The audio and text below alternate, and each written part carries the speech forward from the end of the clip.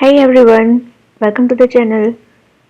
In this video, we will explore two interesting concepts, tachyphylaxis and Monday disease. I know they might sound complicated to you, but not to worry. We are going to break them down step by step. Starting with tachyphylaxis. Tachyphylaxis is made up of two words, tachy and phylaxis. Tachy means rapid and phylaxis is protection. To simplify, tachyphylaxis is sometimes known as acute tolerance. That is, tolerance developed within very short duration of period. This happens when your body becomes less responsive to a drug or substance after its repeated use. So, this is tachyphylaxis. Tachyphylaxis can be developed experimentally on animals also, right?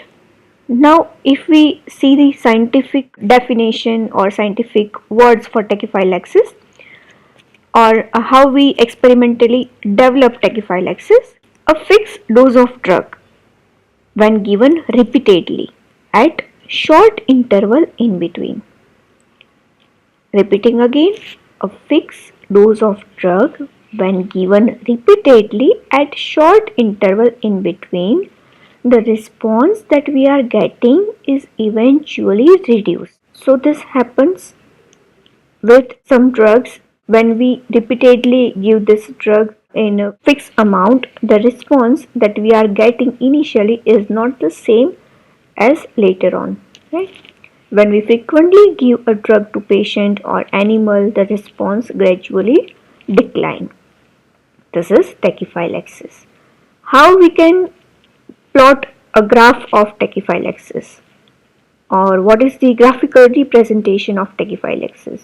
So this is the graph of tachyphylaxis. On the x-axis you can see there is a drug information. On the y-axis there is a response. Over here the response in the means of reduction in the blood pressure. Drug X is repeated frequently in same dose. Initially the reduction of blood pressure is same in first, second and third administration of drug.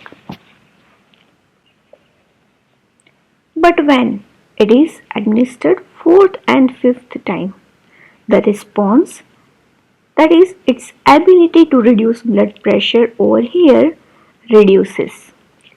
So this phenomena is known as tachyphylaxis. What are the reasons behind the phenomena?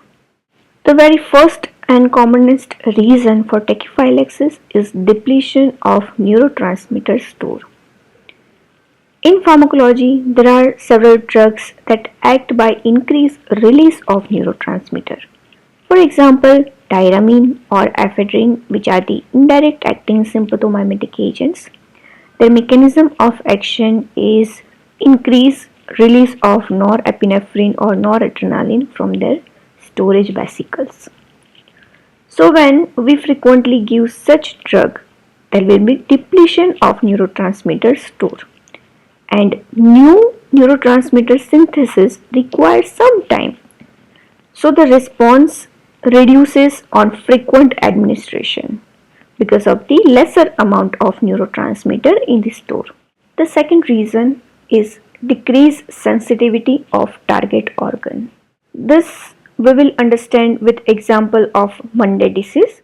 Monday disease is something different from what we are experiencing on Monday. So now let's talk about Monday disease. The workers who are working in the nitrate manufacturing industry, they suffer from severe headache on Mondays. As days passes, their headache is gone.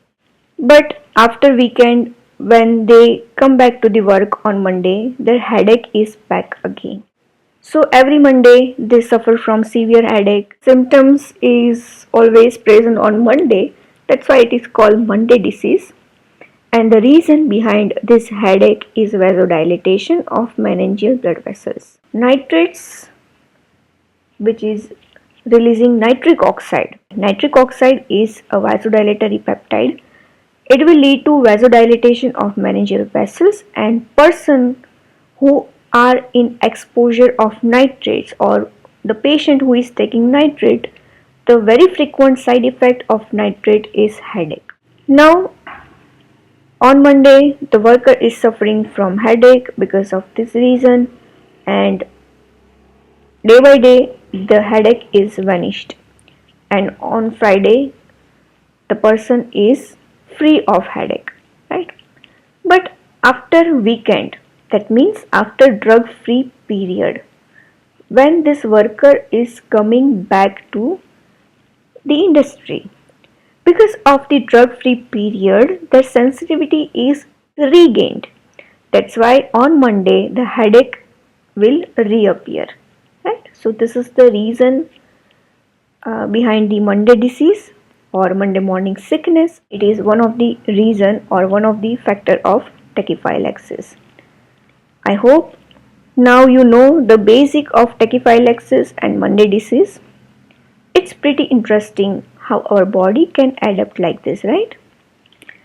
So this both can be asked as a short question in theory, or it can be asked in MCQ. The graph can be asked in MCQ, can be asked as a spotters. With a question like identify the phenomena and mention the name of the drug causing it.